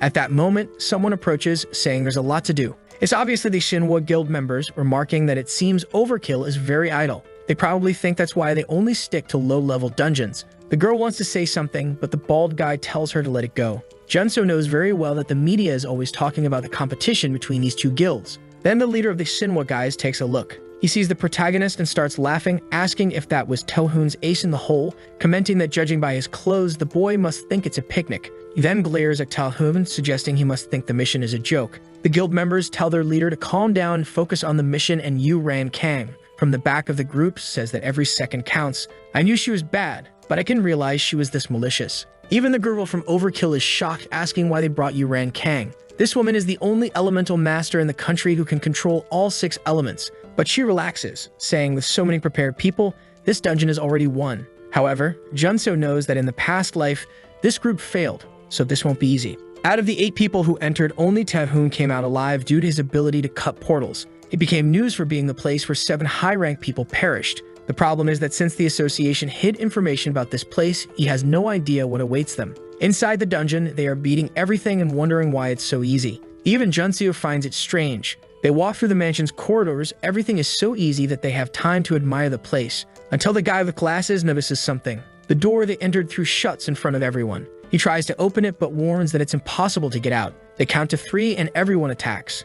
Nothing happens, so the leader tells them to step aside. But then some puppets attack him from behind. He turns with a punch and the dolls disintegrate. He tells everyone that this place is so easy that he hasn't used any abilities yet. Then the blonde girl asks what's going on. The monsters he just killed are already regenerating. He crosses his arms, saying now it's getting interesting. He creates 2 giant hands, saying it's finally starting. The dolls regenerate and appear in front of everyone. But at the same time, the leader punches them. The poor things are smashed to the ground, while the Overkill members provide some support. In the background, Yuren Kang asks what our boy does, to which he replies that he is a creator. She says she has the power to end this but won't waste energy on such a group. Observing Taehoon, she remarks that she was excited when they said the best would be there, but she says, for all their reputation, they're a disappointment and she would have preferred to decline the offer. Junseo is just watching, noticing that the creatures have a strange energy around them. He realizes that the puppets are connected by some strings. Looking up, he sees that all the demonic energy is being drawn to a strange object. He wonders what happens if he destroys it. The problem is that he doesn't want to reveal his abilities. At this moment, Yuran Kang creates a giant ice block just to crush an insect. Junseo questions why she doesn't use her power to help others. While aiming at a fly, she says she already gave the reason. She electrocutes the bug, saying she only kills what she wants to. Junseo immediately realizes she hates insects, so he decides to exploit this and asks if she's afraid. She says no, so he points to the sky and asks what she will do about that. What he created was a shield with a spider right in front of the demonic item. She begins casting a fire spell, saying she's tired of this. But Junseo starts dismantling the creature. She throws a giant fireball upwards, and the purple-haired guy wonders why she's acting like this. Suddenly, all the puppets collapse to the ground. He yells, asking why the monsters aren't moving anymore. The protagonist approaches the strange item, beginning to absorb the energy, realizing that no one else could see it because it was demonic. Taehoon then suggests they should check out the rest of the floors. The bald guy agrees and tells them to follow him. They enter the next room, seeing more puppets, and the purple-haired guy runs ahead, claiming it's all his. He elbows the first puppet, and Junseo watches from the back, noticing how easy everything seems. After clearing several rooms, Taehoon tells them to move to the second floor. When the purple-haired guy tries to say something about Taehoon not being the leader, Taehoon just turns around, which infuriates him. He curses Taehoon, saying he would die for ignoring him. However, he feels a strange pain in his hand despite the easy fight. Junseo steps away from the group, wanting to check one of the rooms again. As he approaches, he sees some lines of demonic energy. In the battle, the purple-haired guy struggles, not having time to use his abilities. The team seems to be defending against something invisible. Taehoon asks if everyone is okay, and they respond that it is still easy. That's when Taehoon notices something. He has no idea where Junseo went. Our protagonist is just absorbing energy. He realizes the fight is getting tougher and decides he must participate. But suddenly, a trapdoor opens beneath him. He steps back, wondering what's happening and if these are the enemies. A blonde girl starts climbing out of it, and Junseo wonders why a little girl is coming out of there. As soon as she notices him, she gives a non-threatening smile and asks if he is a hunter. Before he can respond, she turns and tells him to follow her, then starts running back to the basement. Junseo calls for her to wait, wondering how she knew he was a hunter. The girl mentions that a woman downstairs said the hunters were coming to save her, and she is sure he must be one of them. He seems confused, and she asks if he doesn't recognize her. The girl says it's strange since the woman mentioned a hunter would arrive just as he did. Meanwhile, the orange-haired girl stands there despondent. Junseo realizes her mental state is completely shaken. When he mentions being from the Hunter Association, she turns around. She stands up excitedly, asking if he really was sent by them. He confirms and asks her to explain what happened. She collapses to the floor, saying she's so relieved and starts to thank him. She says she'll tell him everything that happened. When she came to explore this dungeon, 3 others had already failed. As soon as she entered, she was immediately attacked by the puppets. She tried to turn back, but the door was strangely already shut. Junseo remembers something similar happened to his group. He asks if she knows what happened to the other scouts, and she says she called for them at the entrance, but those who appeared did not seem conscious. She explains that she fled and ran into this little girl who helped her. The blonde girl says they played many games together too. Junseo asks the girl's name. She says her name is Elizabeth, but he can call her Betty. He acknowledges this and tells them they need to leave because it's not safe here. Elizabeth pauses and asks why it would be unsafe here, saying she knows it's much more dangerous outside. Meanwhile, the group continues fighting the creatures. Even Taehoon is starting to struggle. Then he notices that the monster's ability is fading. They are humanoid creatures under the effect of invisibility. However, strangely, someone's Hunter Association card falls to the ground. Taehoon remembers seeing this name on the list of the missing. The Overkill girl comments about the same thing, telling Taehoon not to kill this person because the ones attacking are all the explorers who disappeared. Taehoon knows that now that they are visible, it would be very easy to kill them. But then someone screams in the room. The purple-haired guy starts shouting, saying it looks like it's just a bunch of explorers. He readies his fists, saying now that they're visible, it will be easy, and prepares to punch, warning that they will die a second time. But something swiftly passes by his nose, making his face bleed. He asks who did that. The Overkill girl tells him that those are explorers he can save, so he shouldn't kill them. The guy says anyone who fights him either kills or dies, and warns that she won't be an exception now. He starts getting attacked by the explorers while saying if she tries anything, she will die. Taehoon tells Kim to calm down and asks for his cooperation. Kim retorts that he's not interested and accuses Taehoon of not wanting to cooperate in killing these creatures. Taehoon offers Kim all the dungeon's items if he agrees to cooperate. Kim defends against an attack, saying that in that case he'll agree. Taehoon thanks him but knows this won't last long. At this moment, the Overkill girl calls out to Taehoon. She cutely apologizes, saying it was her fault. Taehoon tells her they'll talk about it later and orders her to stay focused. The primary goal is to find a way to save the explorers. Someone mentions the puppets outside.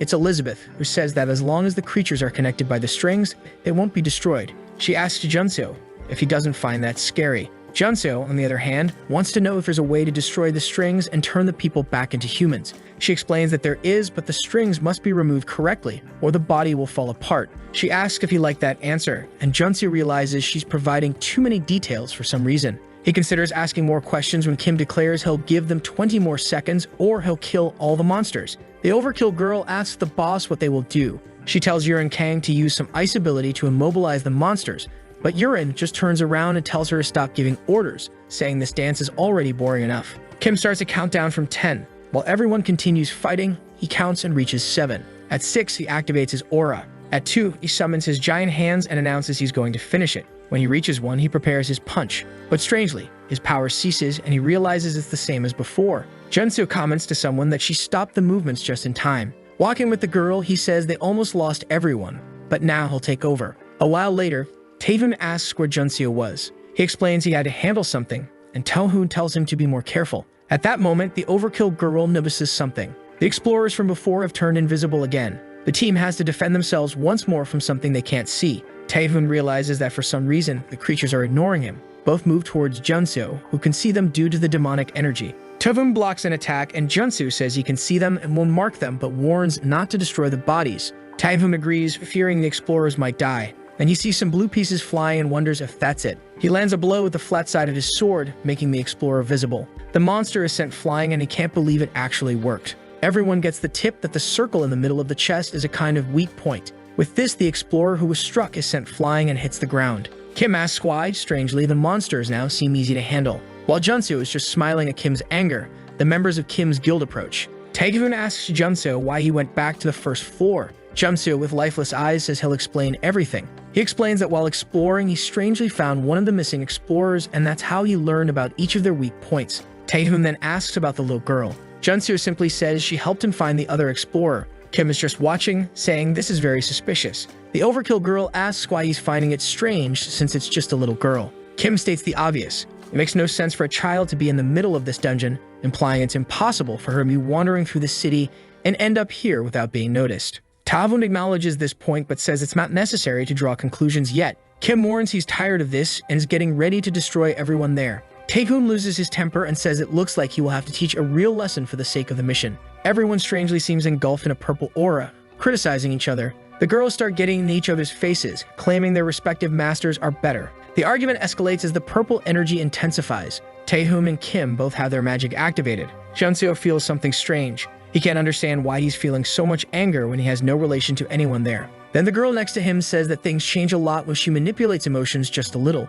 She thanks Junseo for bringing her closer, allowing her to activate her ability without any worry. Junseo realizes he knew she was a monster the moment she appeared, but she had manipulated his mind to change how he acted. He begins preparing his weapon, realizing it's too late to complain. He has to stop her and everyone else before things get out of hand. Suddenly, he finds himself isolated in a world with no exit. He notices that demonic lines are surrounding his entire body, as well as everyone else's, wrapped in the same energy. He had no idea the demonic energy did this until he began to perceive it. However, he starts dismantling everything with a sly grin, obviously activating his demonic energy absorption. All the power in the room begins flowing to him, and Junseo says she chose the worst possible target. Everyone starts waking up, wondering what happened. The girl smiles, saying his absorption is quite interesting. Junseo tells everyone that she is the enemy that needs to be defeated. However, she just stands there calling for her parents. Something seems to be coming from the ceiling and suddenly, two energies fall between them. The little girl, crying, says those people are hurting her. And with that, her puppet parents appear. Without planning, Kim throws himself forward, saying they need to end this.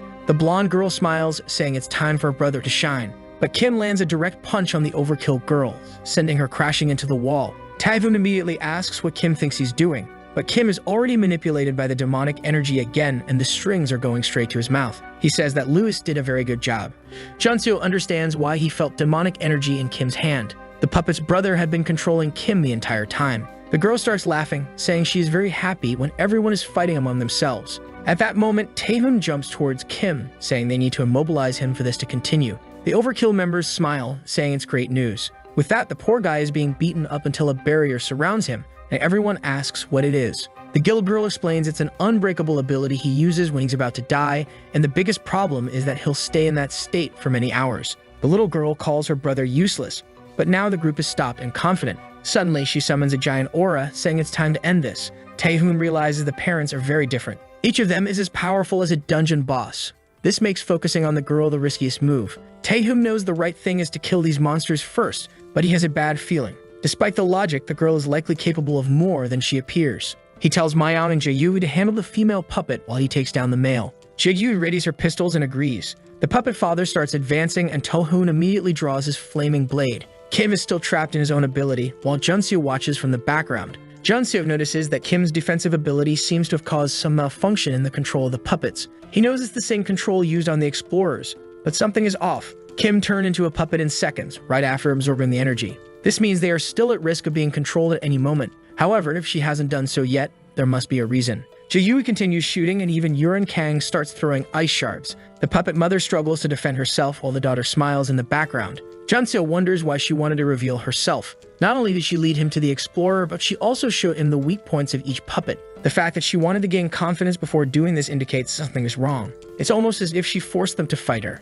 At that moment, the puppet father attacks Taehoon. He defends and charges again, realizing the creature is strong. However, when his blade strikes the neck, flames burst forth. He knows he can win as long as he keeps using the weapon Junseo created. Jae-yui is almost out of ammunition. She even crafted some in advance, but it's not enough. She tells Mayeon to retreat because his attacks have weakened the puppet mother. She then prepares an enchanted bullet. The shot passes cleanly through the mother, and she confidently declares it was easy. The puppet mother falls to the ground with a gaping hole in her chest. The puppet father's body is still ablaze. Taehoon thinks to himself that the attacks were simpler than expected, but now there is only one monster left. Even though she has mind control, he is a berserker and can handle it. He warns everyone to stay back and be wary of mental attacks. At that moment, the girl calls for her father and mother, lamenting their defeat. Taehoon, uninterested in her sad speech, advances. The girl stands there doing nothing until she smiles and says this is what he deserves. However, the puppet collapses. The group smiles, praising the guild master, and Yurin Kang comments on how anticlimactic it was. A window appears before Junseo, and he hopes it's the end of the dungeon.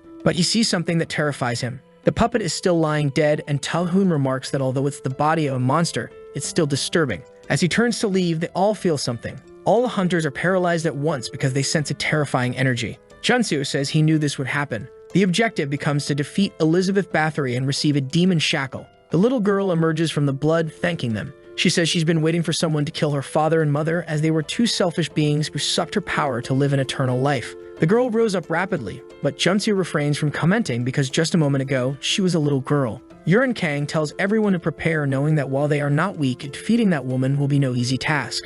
Elizabeth smiled and said it seemed like they were trying something cute. Strangely, everyone felt something as she activated an energy-draining ability, saying she needed to regain her power. Instantly, everyone started coughing up blood. Yurin found it impossible that the monster could drain so much energy without even a second to prepare. In response, Elizabeth was attacked by a blaze, but Taehoon stood still while she commented on his strength. However, she stopped his attack with her hand, saying that now that she had transformed, it was useless. She broke his sword, declaring that from now on such attacks wouldn't happen. She then delivered a powerful blow to his chest, sending him flying. Taehoon fell to his knees, struggling to breathe.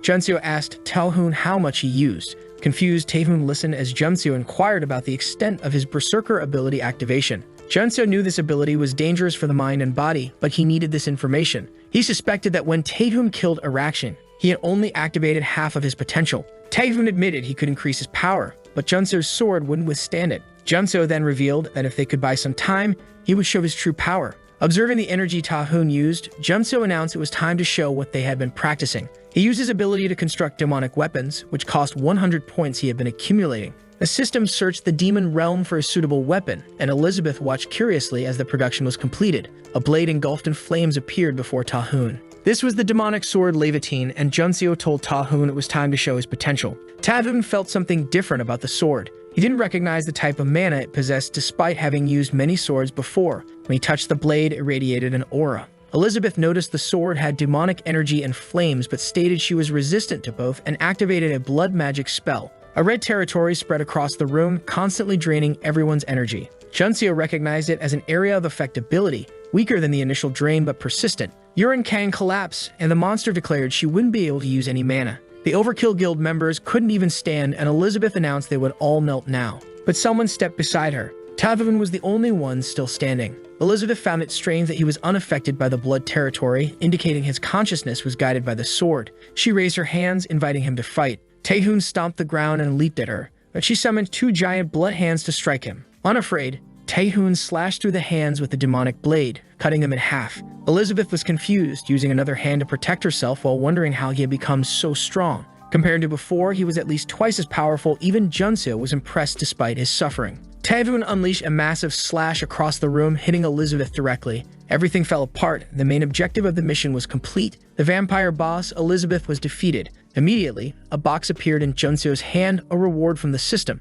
He hoped it would at least increase his mana. The system then deconstructed the sword, which disintegrated in Taehoon's hand. However, he could now summon it without using 100 demon energy points. Taehoon looked at his hand, wondering what had happened. Someone told him not to stand because he wouldn't be able to walk anyway. Junseo comments, impressed that after using all this power, Taehoon is still conscious, especially since the rest of the group is down. Yurin Kang, despite all her talk, is knocked out cold while the boss has been defeated. However, as Junseo approaches, Elizabeth strangely congratulates him. He wonders how she's alive if the system said she was defeated. Elizabeth explains that she was protected because she manipulated the puppets. She notes that while she senses the same energy from Junseo, he doesn't manipulate anyone. She's only alive because she is the source of the monster's existence. Long ago, she did something impulsively. She has no idea why she made such a nonsensical decision. She had saved some little creatures from their imminent end. The story should have ended there, but those she saved were strangely peculiar. They called her and said they needed to thank her for saving them, which led to her capture. She began interacting and learning about everything they did, not knowing why she wanted to stay. Before long, she had become a regular visitor at their house. It wasn't long, but she is sure she was happy then, until she realized why those creatures had brought her into their family. She was trapped by puppet strings, her body sealed to protect them with her energy. Junseo asks how this is possible and why. Elizabeth says she doesn't know, but tells him to look out the mansion window. Strangely, it shows an endless desert. She knows it isn't real, created with her energy to protect the monster family with an illusion. She tells Junseo that his universe likely has portals too since he arrived here. She explains that in her world, as in his, portals started appearing out of nowhere, people awakened and creatures emerged from them. Junseo asks her about the end of the world. She looks confused and says she didn't see it happen. After being trapped in the puppet body, she couldn't move. Recently, she regained consciousness when something strange appeared before her. Her mission was to protect a dungeon from 100 invaders to escape an abandoned world. Junseo is baffled that she's a player with a status window. However, her body starts to disintegrate, and she explains she has no more time to answer. As everything falls apart, she says death isn't so bad. Junseo sees her body breaking and realizes he can't let it happen. He remembers the item he received from the demon gems, looks at the box thoughtfully, and smiles. Elizabeth is confused by his reaction. He pulls out the item and throws it at her, creating a collar around her neck. She asks what he's doing. The item forces the monster into captivity but can only be used when the injuries are fatal. Watching the item activate, Junseo knows it's no coincidence but finds it interesting. When equipped, the target is completely healed of all wounds. Elizabeth is restored to 100% health. Now that they know she's not a child, she's a fully grown monster and becomes a familiar of Junseo. Junseo smiles, saying he's never heard of anyone having a player as their familiar. The system notifies that Elizabeth Bathory is being captured. A golden energy radiates as she's registered in Junseo's system. He looks, noting her different form as a surprise. The once vampire monster has turned into a cat, replacing their formidable vampire with an adorable familiar. Junseo laughs, saying it seems the collar turned into a pet collar. Elizabeth, scared of herself, clearly displeased with being turned into a cat. Bursting with energy, she reverted to her human form, trying to tear off the collar and demanding how Junseo dared do such a thing to her. She begged for mercy and asked him to stop humiliating her. Junseo replied that without her human form, the humiliation was inevitable. The system notified him that he could temporarily activate a familiar's abilities by giving them demonic energy. He removed the demonic power and Elizabeth turned back into an angry cat. Picking her up, she started demanding to be put down. As he held her, Junseo asked if those people really betrayed her. When he placed her on the ground, she said she already explained her story and wouldn't repeat it. He insisted, wanting to know how they used her demonic power to survive, noting that it didn't make sense for anyone to want to live that way. Looking at the puppets on the floor, he remarked that it didn't seem like a pleasant existence, questioning if those things had any will of their own. Elizabeth explained that this degradation was common for humans as over time the soul and body begin to deteriorate. She asked if he was really showing sympathy for those idiots. Junseo turned and said no, but he couldn't believe anyone would want to live that way. Slowly approaching the father's body, he stated that if they transferred their souls, he could find something specific. Holding out his hand, he grabbed an orb, telling her to come closer. Elizabeth found herself lifted, unable to control her body. Junseo explained that it was an essence crystal used by dark mages to store mana. Apparently, the mother of that family used it to transfer everyone's soul into the puppets. Elizabeth started screaming at the orb, asking what he was talking about. Suddenly, she found herself somewhere else. At a table, she told her family she had seen the future many times, but things kept happening. The worlds would keep colliding, and it would become more frequent. She said they had a maximum of 5 years to live, and there was nothing they could do. Elizabeth, standing there, wondered if this was a memory. The father mentioned they could use an option they had researched, hypothetical other dimensions. The mother said with Elizabeth's power, they could disconnect the mansion from this universe. But that would mean being lost among infinite dimensions, waiting for hundreds or thousands of years. The blonde boy stated this wouldn't apply to Elizabeth. The mother was confused, and the boy explained that while this place would extend their lives by a few years, Elizabeth was different. He reminded his parents that without her, they would have died that day. Even if she began to hate them, they had to do everything to save her. Elizabeth asked what they were doing since she trusted them. The family observed with tears in their eyes as she was transformed into a puppet. The boy asked his mother if their minds would remain intact in the puppets. The father responded that they would be fine for a few dozen years, but after that, they would likely start to degrade and forget who they were, moving only as functional puppets. Once they disconnected the mansion from that dimension, it would be their turn to protect Elizabeth from the creatures, until someone from another universe arrived to free her. Junseo had spent 50 demonic energy points to see the family's memories. Now crying, Elizabeth asked why they didn't tell her anything. Junseo said that if they had told her, she would have undoubtedly chosen to die. Junseo tells Elizabeth to stop crying and get up because they don't have much time. Elizabeth's power is still enabled for 2 minutes, and he says he didn't give her demonic energy for her to just cry. He tells her that she needs to be the one to finish this for the sake of the family that protected her all these years. She must be the one to bring their end. Desperate, Elizabeth asks how she can do such a thing. Junseo tells her to stop being so naive. That family could have spent their last years happily, but they chose a different path. They sealed themselves for eternity to give her a chance to survive. This is the only chance she has to repay their sacrifice. It's the least she can do. Slowly, Elizabeth stands up. She looks at her family, remembering the happy times. She then begins to activate her demonic powers. The entire room explodes and a window appears, stating that the secret objective of her true story has been completed. Elizabeth just stares at the destroyed puppets, tears streaming down her face. While she was crying, Junseo had reached all the dungeon's objectives and received a special reward. Sometime later, everyone was outside the dungeon. A group of adventurers was being led away, including Kim, who had survived. The protagonist felt like he had been there for years, but thought it wouldn't make much sense to say that with Elizabeth around. He asked Elizabeth what she thought of that place, and she said there wasn't much mana there, but she would try to live the best life she could since that was what she owed everyone. The scene shifts to a house at night. Yerin Kang is complaining about how the stressful days make her unable to stop drinking. She suddenly stops and stares, wondering why that rat is trying to ruin her night too. The lights turn on, and a man comments that calling him a rat is cruel. He brings a glass of wine, saying he was waiting for his partner. Yerin Kang tells him to disappear because the wine bottle he opened is worth more than his life. The man says she is very cruel since he's only there for a chat. He mentions that the master is interested in unconfirmed gates and asks her to explain everything that happened there. After she recounts the events, he remarks that it's surprising someone like her fainted in such a dungeon. She admits things got complicated, but in the end, she saw everything before passing out. Taehoon had activated his full berserker mode and was using a sword she had never seen before. The man bangs the table, realizing that hunting an S-rank individual is always worth it. Yerin agrees that Taehoon was impressive but warns him to pay more attention to the support. Everyone thought the boy was a D rank, but he created a sword that utilized all of Taehoon's power. The purple-haired man laughs, saying if he did something like that, it would indeed be good to have him around. However, he believes someone who only creates tools is only useful if a strong person can use them. He only cares about combat power, considering anything beyond that to be an impurity. Yerin tells him that this impurity will be the reason Taehoon defeats him. The man says since the witch is in love with that support, he will pay more attention. He promises that soon he will kill both the support and Taehoon. The scene shifts to a few days later. Junseo wakes up in bed, exhausted and tired.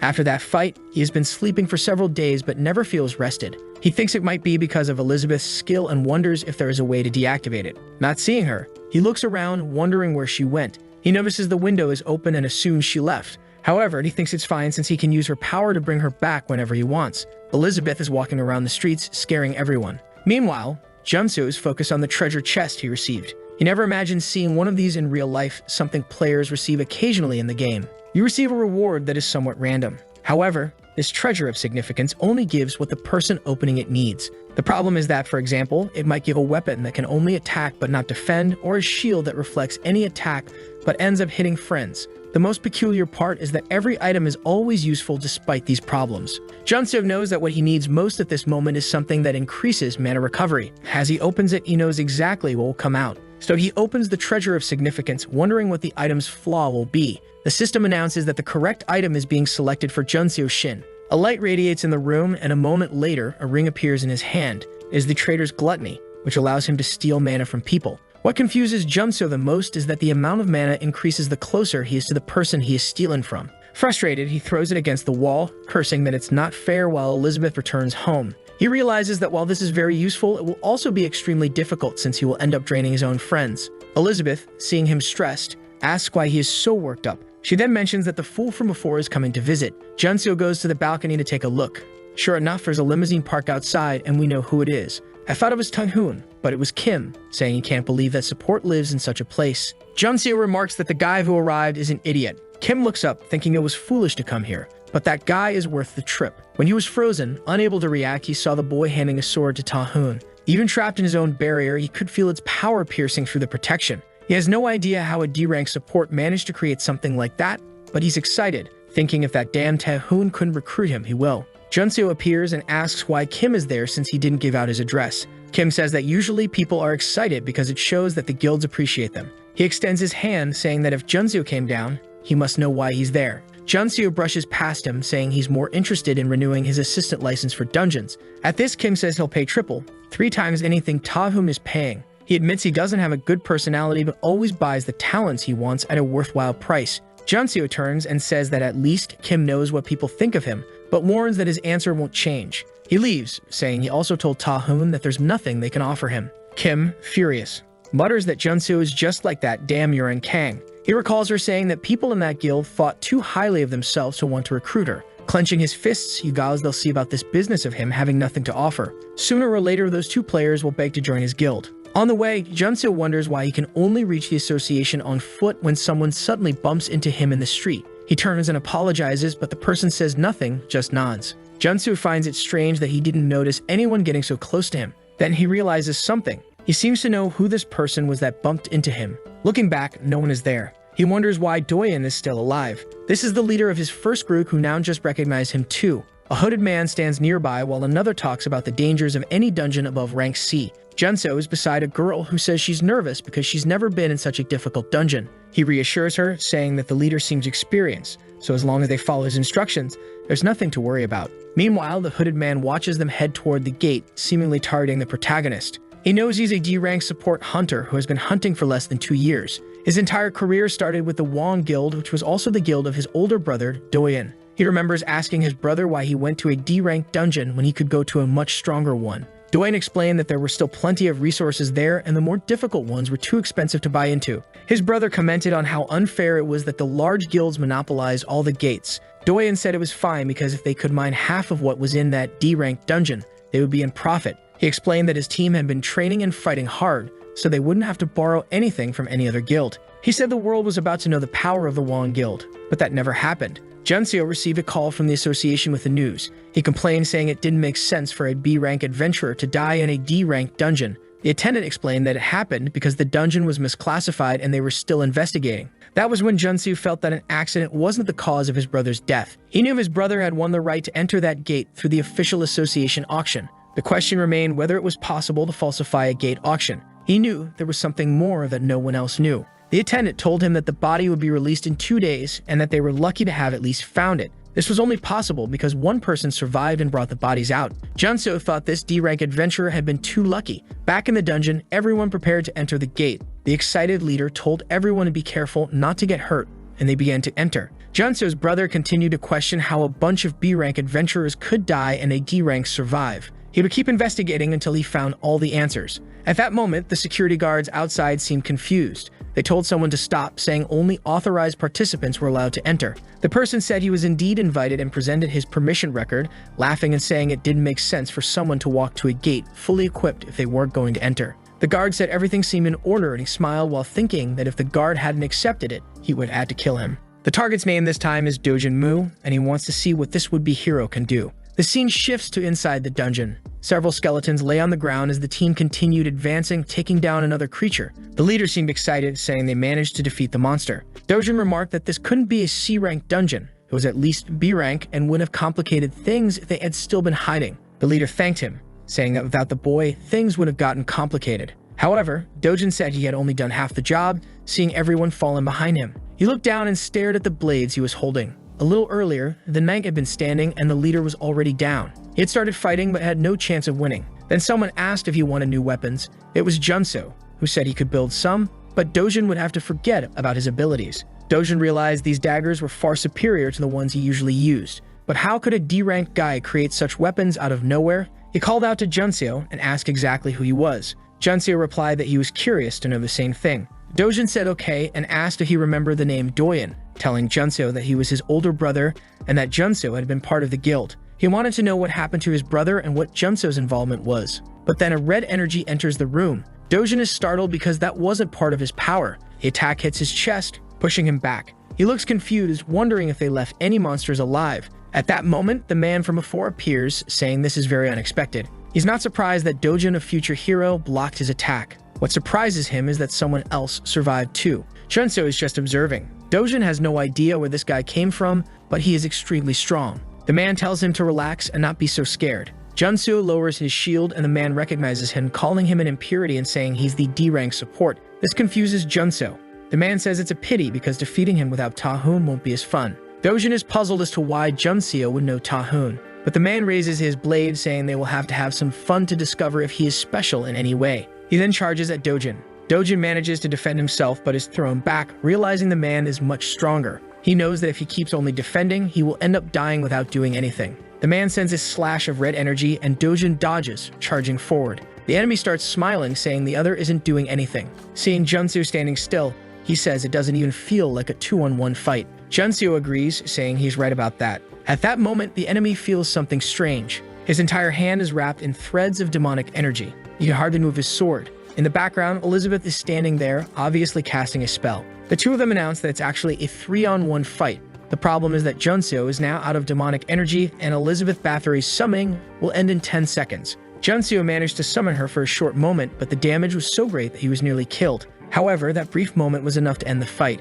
The man tries to slash at Elizabeth, but she activates her vaporization ability, saying it's a pity, but she's not afraid of physical attacks. She mentions that he looks like someone she knows, but much weaker. Nonetheless, it doesn't matter because he already made the wrong move. Dojin approaches from behind. Desperate, the man turns to slash at Dojin, but he misses and Dojin is already underneath. The blade pierces through and the familiar Elizabeth is unsummoned, leaving saying it was no big deal. The man is now missing a piece of himself. Dojin wanted to finish him off, but unfortunately, the man managed to sacrifice a part to avoid death. He tells the man to surrender and drop his weapon, which only angers him further. He drops the weapon, a clear sign of surrender. But Dojin realizes he has another plan. The man stands still for a moment and pulls a purple stone from his body. Dojin notices that it contains demonic energy. The man breaks the crystal and Dojin lunges at him, saying he must have a plan. The attack hits squarely, creating a circle of energy. But then Dojin realizes it's a teleportation circle. Junseo is thankful the man escaped because otherwise both of them would be in a terrible state and he couldn't help anymore.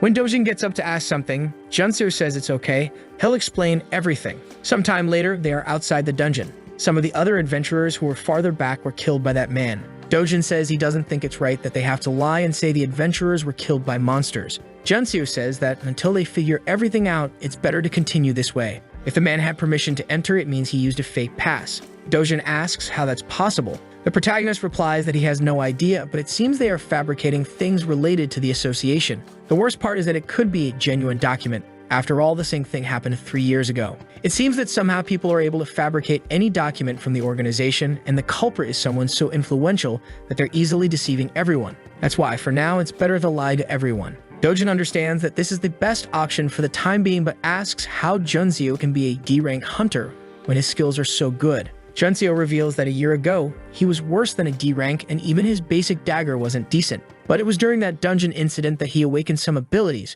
which allowed him to survive alone that time. He knows it's all very suspicious, and you wouldn't believe it either if someone told him this. However, his goal is to tell the whole truth once he discovers who is behind the incident. He apologizes to Dojin, saying he'll do everything possible to find out who is responsible for Doyen's death. Dojin stays silent for a second, and then asks who told him to do such a thing. He's not the only one involved in this case, so he will also search for the culprit. After all, the two of them are not different from each other. He has seen firsthand what these people are capable of and also wants to uncover the truth. Therefore, he won't stop until he finds the criminal behind all this. He tells Junso he hopes they get along well, and that from now on, they'll have to rely on each other. The scene shifts to an abandoned warehouse. A teleportation circle appears in the middle and the one-armed man from before emerges. He falls to the ground, remembering those bastards and swearing he'll kill them. A girl tells him he's very confident for someone who appeared after being beaten. She laughs in his face, saying it would have been better if he had returned dead because at least that way he could have served as a sacrifice. He starts to complain, but she tells him to be quiet because she's going to help him since the master has certain expectations for him.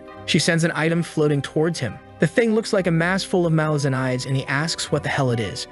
She tells him not to think too much and just swallow it because it will become his new arm. He refuses, saying there's no way he's swallowing that abomination she created. She laughs, saying it seems they don't trust each other, but reminds him that a swordsman without an arm is useless. He stares at the creature, and the girl tells him that with it, he'll get everything he's been asking for. He eats the creature and obviously feels something strange. She remarks that the two seem to be getting along well. The arm appears, and she says that this is just the initial form, telling him to let her know if he doesn't like it. He grits his teeth, saying that in the end, he'll kill everyone. The bastard who cut off his arm, and of course, that damn Junseo Shin. The scene changes to an airport. There are a lot of security guards blocking the entrance. People are wondering if some kind of celebrity is arriving with all this security. Soma comments about the Kaimu Guild, and a girl says she has heard of them. He explains that this group is returning from Europe after dealing with a very difficult gate. Then, a red-haired girl says that she has finally arrived. A blonde appears, and everyone starts asking about the dungeon she participated in. Her name is Hien, and she is the owner of a guild. The red-haired girl approaches and asks everyone to give her some rest.